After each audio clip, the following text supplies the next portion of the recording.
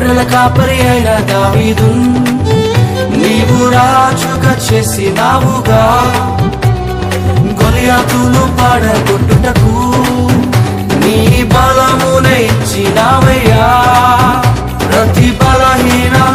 సమయములో నీ బలము నాతోనుండగా భయపడక ధైర్యముతో నే ముందుకే సాగిరా